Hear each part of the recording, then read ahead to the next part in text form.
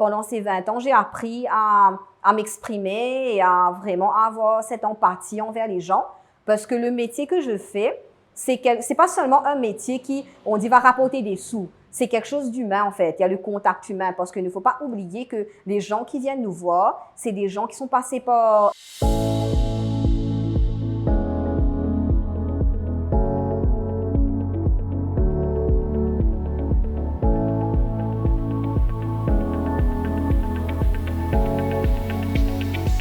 Bonjour Karine, comment tu vas? Bonjour Yann, ça va très bien, merci et toi? Super, super.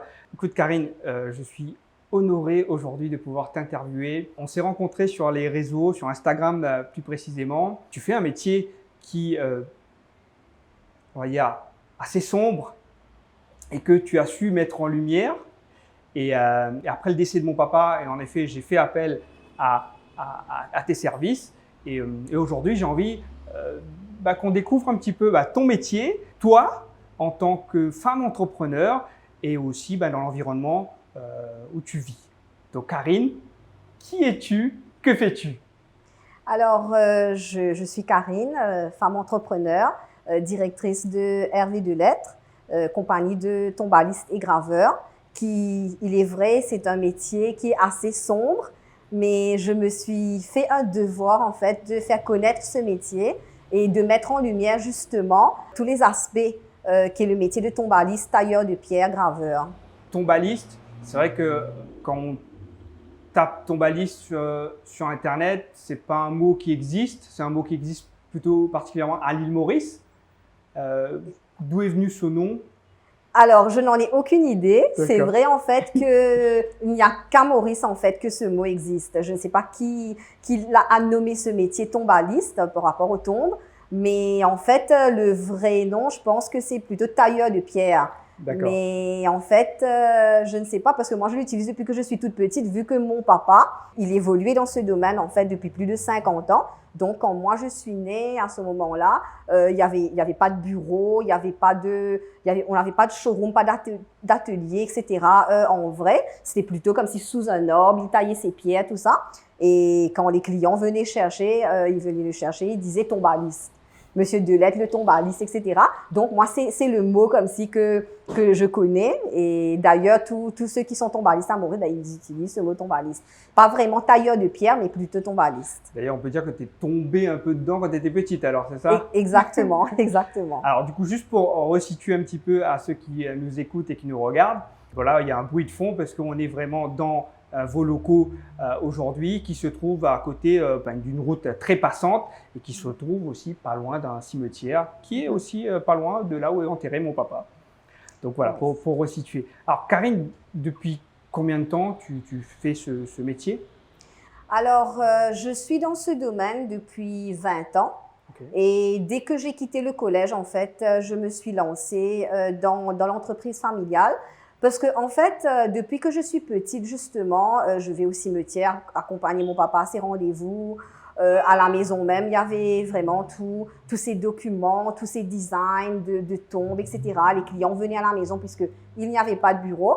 Et moi, je m'intéressais beaucoup à ce métier. Ça s'est fait en fait tout naturellement que quand j'ai quitté l'école, je me suis dit, pourquoi pas? Et lui m'a dit, viens, parce que j'ouvre un bureau actuellement, est-ce que tu veux intégrer l'entreprise? J'ai dit oui, ça me ferait beaucoup plaisir. Et au final, j'ai commencé, je n'ai jamais quitté ce métier. Alors, c'est quand même pas commun d'avoir une femme dans ce monde. Alors, je ne sais pas, je connais que toi comme femme tombaliste à l'île Maurice. Je ne sais pas s'il y en a beaucoup, mais en effet, dans ce métier, on trouve que des hommes, en fait, non? C'est ça, en fait, c'est un univers plutôt masculin.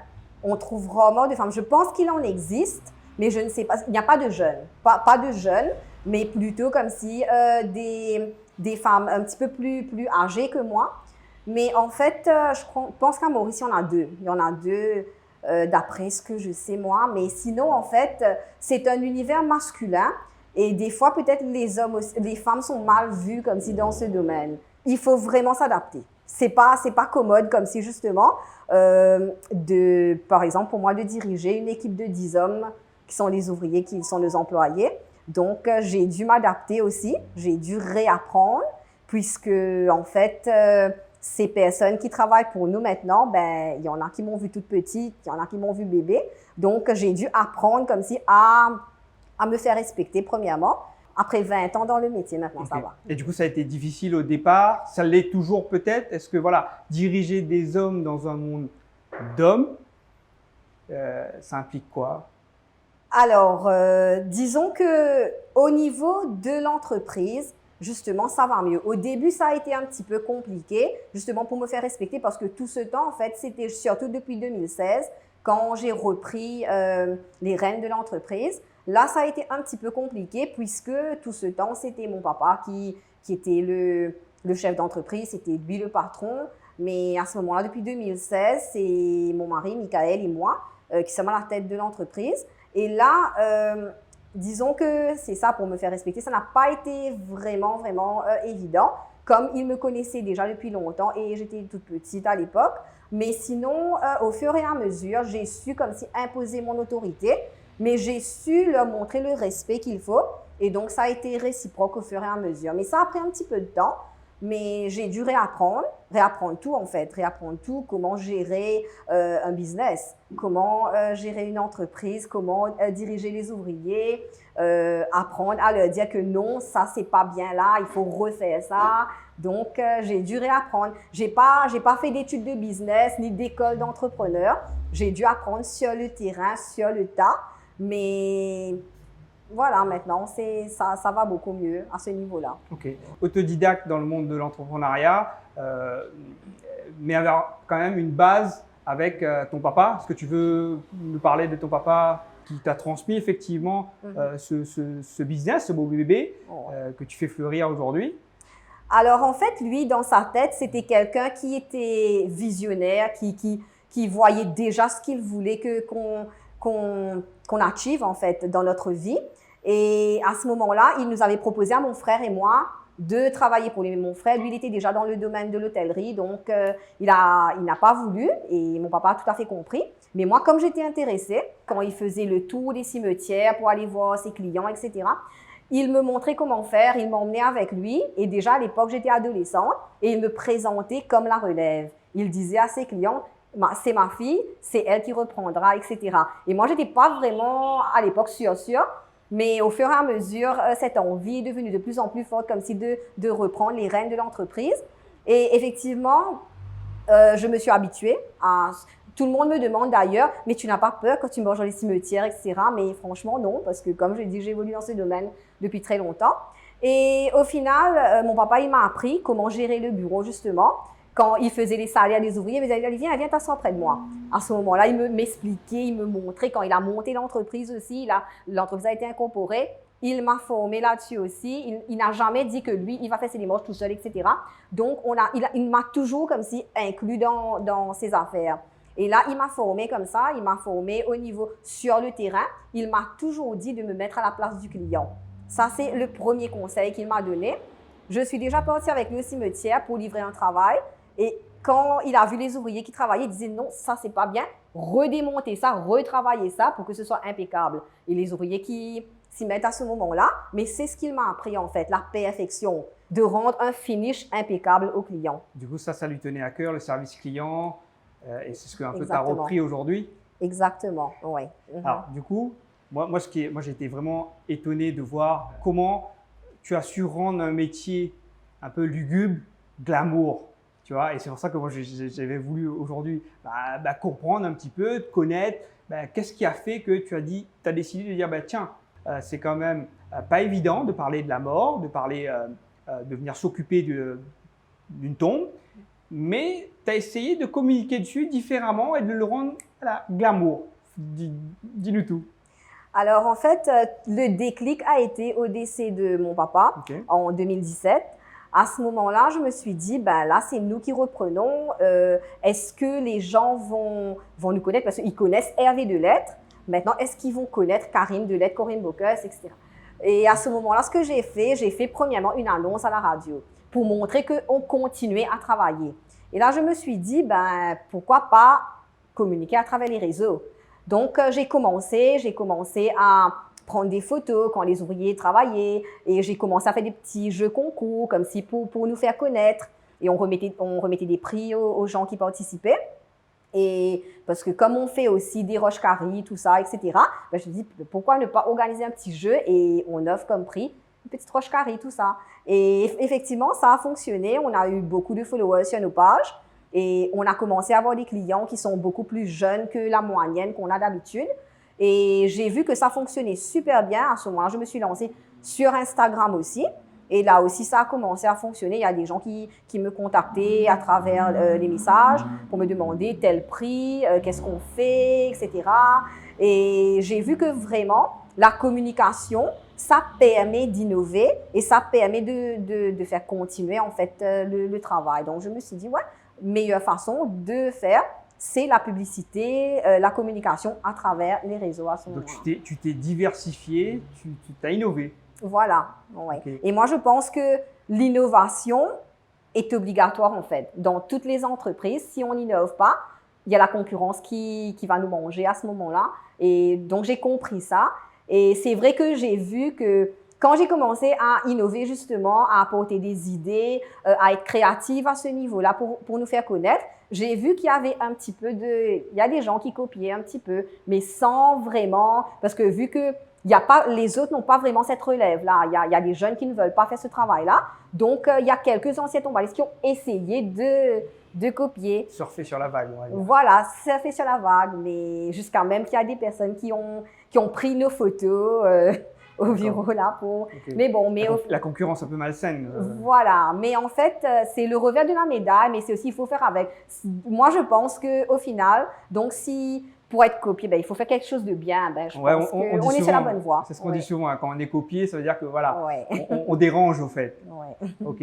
Et du coup, 20 ans d'entrepreneuriat, qu'est-ce que tu as appris sur ces 20 dernières années en tant qu'entrepreneur, en tant que femme entrepreneur dans un monde d'hommes entrepreneurs? Disons que tout récemment, ce que j'ai appris en fait, c'est que c'est très risqué. Surtout avec les confinements qui sont arrivés. On n'a pas travaillé du tout pendant les 2 mois de confinement la première fois. La deuxième fois aussi, on n'a pas du tout travaillé. Mais justement, on s'est réinventé à travers ça. On a trouvé un moyen de s'en sortir. Mais pendant ces 20 ans, c'est vrai que moi qui étais plutôt d'une nature assez timide, pendant ces 20 ans, j'ai appris à m'exprimer et à vraiment avoir cette empathie envers les gens. Parce que le métier que je fais, c'est pas seulement un métier on dit, va rapporter des sous. C'est quelque chose d'humain, en fait. Il y a le contact humain. Parce qu'il ne faut pas oublier que les gens qui viennent nous voir, c'est des gens qui sont passés par un deuil. C'est des gens qui ont perdu un être cher. Donc, à ce moment-là, quand ils viennent vers nous, on doit savoir comme si faire la part des choses. Pas seulement vendre une tombe, mais on doit savoir écouter. On doit savoir être attentif comme si aux besoins de ces personnes-là. Et je pense que ça j'ai appris ça durant ces 20 ans. J'ai appris ça et j'ai appris que le monde de l'entrepreneuriat, c'est risqué, mais il faut se réinventer. Ok. Et qu'est-ce qui te motive justement tous les matins à te réveiller, à te dire, tiens, je vais aller faire mes visites des cimetières, je vais aller trouver des clients, je vais converser avec ces clients. C'est quoi ton leitmotiv, tous les matins quand tu te lèves? Disons, mon but ultime, c'est de faire perdurer ce métier. C'est que ce métier ne meure pas. Parce que beaucoup de gens disent, oui, ça dans 5 ans, dans 6 ans, dans 10 ans, dans 15 ans, il n'y aura plus de tombalistes, il n'y aura plus de tailleurs de pierre parce qu'il n'y a pas de jeunesse qui veulent reprendre ce métier-là. Mais moi, mon but, c'est que ce métier puisse continuer. Je pense que c'est vrai qu'à la longue, en fait, il y aura des machines qui vont remplacer la main de l'homme, etc. Mais je pense que c'est un métier qui mérite comme si d'être valorisé. Et mon but, c'est justement de continuer ça. Et à ce moment-là, quand je me lève le matin, je me dis, qu'est-ce que je peux faire aujourd'hui, en fait, pour créer quelque chose de nouveau, justement, pour faire perdurer ce métier. Okay. Et du coup, c'est quoi la vision pour Karine ou pour Hervé Delette dans 2 ans, dans 5 ans? La vision, en fait, c'est de grandir. La vision, c'est de faire connaître le nom de la marque Hervé Delette au plus grand nombre. Et la vision, c'est aussi de nous éparpiller dans l'île, en fait, d'avoir des succursales à travers l'île Maurice. Okay. Bien sûr, tout est une question aussi le business aussi, Mais c'est pas seulement ça, en fait. Pour moi, c'est plutôt un côté émotionnel aussi, parce que je sais que c'était le rêve de mon papa. Et comme il n'a pas pu accomplir ce rêve vu qu'il est décédé, donc je me suis dit, ben moi, je vais faire tout pour y arriver. Et en même temps, c'est devenu mon but à moi aussi. Ok, ok. Et là, tu parlais, vous n'êtes pas présent parce que j'ai vu une carte que vous étiez quand même pas mal répertorié un peu partout dans l'île. Et toi, tu veux justement avoir plus de succursales, d'être présent, de se dire, bah, tiens, quand on parle de Tombalis, c'est Hervé Delette, c'est ça? Ouais. Ben oui, le but, c'est d'être la référence en tant que tombaliste à l'île Maurice. Donc, on travaille à travers toute l'île Maurice, mais on n'a pas encore de succursale dans d'autres régions de l'île. Donc, nos clients, ils sont de Cap-Malheureux, il y en a même qui sont de Seychelles pour venir nous voir, de Rodrigue. D'ailleurs, il y a une semaine de cela, on a placé notre première tombe à Rodrigue. Donc, il y a une personne qui l'a placée pour nous, vu qu'à cause des restrictions sanitaires, on n'a pas pu se déplacer. Il y a une personne qui l'a placée. Et voilà, on a vendu notre première tombe à Rodrigue. Et ça nous fait beaucoup plaisir. On se dit, ben, il y a une ouverture aussi là-bas. Donc, pourquoi pas se lancer? Mais maintenant, avant d'aller vers Rodrigue, bien sûr, on veut viser un petit peu toutes les régions de l'île, justement. Okay. Parce que je sais, alors, je vais parler de mon propre expérience. Je sais que du coup, on parlait d'innovation. Toi, tu as aussi digitalisé un petit peu ton process, parce qu'au final, moi, je suis passé par toi, par Instagram, on a communiqué par WhatsApp et au final, tout le processus s'est fait. J'étais chez moi dans mon canapé et le tombe de mon papa a été bien fait. Donc, c'est quoi cette idée effectivement? Est-ce que c'est le Covid? Qu'est-ce qui s'est… Dis-nous tout sur ça. Ben, en fait, ça a commencé en 2020, justement, en mars 2020, quand il y a eu le premier confinement. Et là, on s'est dit que les clients qui nous contactaient, tout ça, et on s'est dit, on pouvait pas. Il y a des clients qui comprenaient bien sûr qu'on ne pouvait pas se déplacer puisqu'on n'avait pas eu notre permis, comme si on n'était pas un service d'urgence. Donc, on n'avait pas eu le WAP pour pouvoir se déplacer. À ce moment-là, on communiquait par WhatsApp. Et là, je me suis dit, justement, pourquoi, pour garder ce contact-là, pourquoi ne pas créer avec chacun de nos clients un groupe WhatsApp et de vraiment 24 heures sur 24, on est en communication avec le client. Puisque, comme j'ai mentionné, on a des clients qui sont aussi à l'extérieur. Donc, il y a le décalage horaire, tout ça, mais on est dispo. On a notre petite équipe là qui est dispo. On est, je crois, 3-4 personnes sur ce groupe-là. Donc, quand le client nous contacte, si le client a besoin de renseignements, de n'importe quoi, on est là, on est présent, on répond au client. Et on a continué ce système-là et finalement, on a vu que ça marchait très, très bien et que ça arrangeait des gens justement parce qu'avec le travail, tout ça, la distance, il y a des gens qui ne pouvaient pas vraiment se déplacer. À ce moment-là, on travaille beaucoup à travers WhatsApp. Voilà. Tu parlais de valeur tout à l'heure, j'ai entendu créativité, tu me disais la créativité. Tu t'appuies sur quelle valeur tous les jours justement pour faire grandir Hervé Delette aujourd'hui? Alors, une valeur aussi que mon papa justement m'a apprise, il m'a toujours dit d'être honnête dans ce métier-là. Toujours, toujours. Il m'a dit parce que en fait, si tu n'es pas honnête, les gens de bouche à oreille, ils vont dire, ne va pas là-bas, il y a telle affaire, telle affaire. Mais au final, il m'a toujours appris ça et ça, c'est une des valeurs qu'on continue ici. C'est vraiment l'honnêteté, mais aussi de donner la valeur justement aux clients. C'est-à-dire, on a des clients de plusieurs couches sociales et on a un même prix pour tout le monde, bien sûr. Mais s'il y a quelqu'un qui nous dit qu'il est en difficulté, etc., on fait un effort pour aider cette personne-là. Et d'ailleurs, on a fait justement des dons gratuitement pour des personnes qui ne pouvaient pas se le permettre à ce moment-là. Ça aussi, c'est une chose que j'ai apprise, que dans la vie, l'argent n'est pas tout.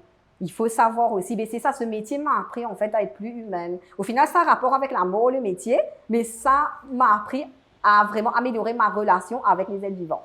C'est excellent ce que tu dis, parce que souvent, on entend beaucoup les entrepreneurs qui disent « Tiens, moi, j'ai envie d'être à mon compte pour être libre, pour gagner beaucoup d'argent. » Et là, on voit que c'est pas ton leitmotiv, l'argent, mais quand même, tu es heureuse et tu fais véhiculer les valeurs de ton papa, mais que tu fais véhiculer un petit peu à tout le monde. Et tu fais grandir ça au sein de tes équipes aussi, du coup, tu partages tout ça? On se réunit régulièrement pour des team building, pour des petites causeries entre nous, pour voir un petit peu, eux, leur façon de penser, leur façon de voir. À ce moment-là, on fait des tea time, comme si pour parler un petit peu. Et c'est ça qu'on les dit aussi. On les dit comment travailler, bien sûr, le finish, qu'il faut être impeccable, tout ça. Mais aussi, tout le temps, moi, à mon niveau, ce que je leur dis, c'est qu'on est une famille. C'est ce qu'on a appris et c'est vrai que dernièrement, justement, c'était le 31 janvier, on s'est tous réunis dans un restaurant pour passer un moment ensemble. Tout le staff, tout ça, on a passé un très bon moment. Et ben, on essaie de le faire régulièrement justement pour pouvoir transmettre ces valeurs-là. Parce que quand on se voit uniquement au travail, des fois, comme si on n'a pas trop le temps de discuter, il faut faire ça rapidement, faire ça rapidement. Mais quand on se voit en dehors du travail, des petits moments comme ça, on peut vraiment partager les valeurs. Okay. Et qui est Karine Delette en dehors du travail? Alors, c'est vrai que Karine passe beaucoup de temps au travail. D'accord. Oui, ça c'est sûr. D'ailleurs, quand on est entrepreneur, on peut commencer bien avant que le soleil se lève, on peut terminer bien après. Donc, mais Karine, en dehors du travail, ben, j'ai aussi une autre passion que mon travail, les animaux. Ma passion, c'est les animaux aussi. Et je fais du sauvetage animal. Donc, à ce moment-là, ça aussi, quand je ne suis pas au travail, je suis sur les routes à sauver les petits animaux. Quand je ne peux pas sauver, j'aide au niveau de frais vétérinaires, etc. Donc, OK. Et voilà. Ça, c'est quotidien, c'est plein temps aussi? C'est plein temps aussi. D'accord. Et c'est quoi les animaux? C'est quoi? C'est les chiens, les chats, tout Majoritairement des chiens et des chats. Je n'ai pas eu l'occasion encore de faire des sauvetages d'autres animaux, mais majoritairement des chiens et des chats. D'ailleurs, je me suis retrouvée au final avec 5 chiens et 6 chats à la maison. Il y a un chien qui est décédé, mais avec tous les sauvetages, tout ça, tous mes animaux sont issus comme si des sauvetages. Alors du coup, est-ce que c'est compatible ça avec la vie d'entrepreneur? Comment Alors, j'essaie vraiment de faire la balance, la part des choses entre ma vie privée avec mes animaux et mon travail. Pour revenir un peu au contexte mauricien, est-ce que c'est difficile effectivement d'être femme entrepreneur à l'île Maurice ou tu sens que voilà, il n'y a pas forcément de part des choses entre un homme et une femme et est-ce que toi, tu me disais faire tes preuves, mais est-ce qu'aujourd'hui, en 2022, ceux qui nous écoutent en 2022, est-ce que c'est difficile d'être femme entrepreneur à l'île Maurice? Alors, je pense que ça devient un petit peu plus facile qu'avant parce qu'il y a beaucoup d'associations, il y a beaucoup d'aide en fait pour les femmes entrepreneurs, mais d'un autre côté, en fait, je pense que c'est l'opinion des gens en fait qui… Je donne un exemple, en fait, on était parti à une réunion avec un collaborateur et là, j'étais assise devant lui, il y avait mon époux Michael aussi qui était assise devant lui, on parlait d'un projet et à ce moment-là, ben, la personne, il fixait Michael, il parlait, il fixait Michael. Ben, au moment où, après, moi, j'ai commencé à parler, à donner mes idées, tout ça, c'est là qu'il a commencé comme si c'est là qu'il a découvert que j'étais là. Mais en fait, finalement, ça monte un petit peu les préjugés. Ok, la mentalité un petit peu, ouais, le mindset, on va dire, de dire, bah tiens, quand j'ai un homme et une femme, je m'adresse à l'homme et pas à la femme, alors que souvent, c'est sans doute la femme qui a les meilleures idées. Ouais. Ok, et alors, bah là, si tu avais un conseil justement à donner à un futur entrepreneur, une femme qui souhaite se lancer dans l'entrepreneuriat, est-ce que tu aurais un conseil à donner Ben moi, le conseil que j'aurais donné, c'est n'hésitez pas en fait. N'hésitez pas parce que on a beaucoup de possibilités maintenant. Si on veut quelque chose, moi je pense qu'on peut l'obtenir si on est consistant, si on persévère, on n'abandonne pas facilement. Bien sûr, il y a des moments où ça peut ne pas réussir du premier coup. Mais je pense qu'il faut persévérer. Ça, parce que je suis passée par là. Moi, c'est pas toutes les choses que j'ai faites en fait qui ont fonctionné du premier coup, mais j'ai persévéré. C'était peut-être pas ça qu'il fallait faire, peut-être l'améliorer un petit peu, retaper un petit peu, mais simplement ne pas laisser tomber. Il faut persévérer. Ok, super. Karine, notre entretien va se terminer un petit peu là. Mais avant de terminer, j'avais envie de faire, c'est un petit traditionnel question coquille de l'île Maurice. Je vais te demander de choisir 2 petites questions tout à fait au hasard. T'en prends une, on prend une et puis on… Mer ou piscine? Ah. Alors… aucun des deux en fait. Ok, les deux, ok. Parce que je ne sais pas nager, donc quand on va à la mer ou bien même à l'hôtel, moi je me relaxe au bord de la piscine ou sur la plage. Et… Okay. Donc les deux, on va dire les deux. Ouais, les deux, ouais. Ça marche. Alors, une autre question? Alors, la gourmandise qui te fait craquer à tous les coups. Alors, moi, c'est les amandines. Ok. Petite tarte à l'amande, là, tout ça. D'accord. Au contraire, hier même, j'étais dans une cafétéria et là, j'ai demandé mon amandine et là, je me suis régalée. Ça marche. Je sais où on fait des bons amandines pas loin à Rochebrune, donc on ira un jour, je t'inviterai à prendre une petite amandine et prendre un thé ou un café. Avec En tout plaisir. cas, Karine, ça m'a fait super plaisir de t'avoir aujourd'hui, de faire connaître ce métier, de mettre en lumière ce métier. Et on ne va pas hésiter, donc pour ceux qui ne connaissent pas Karine, donc en dessous du lien, je vais tout mettre. Donc, vous pouvez aller joindre Karine sur Instagram, sur Facebook, sur LinkedIn, je ne sais pas si elle l'est encore. Et puis, vous qui nous regardez, vous qui me regardez, n'hésitez pas à vous abonner à ma chaîne. D'autres interviews vont suivre. Et puis, merci beaucoup de nous écouter jusqu'à la fin. À bientôt.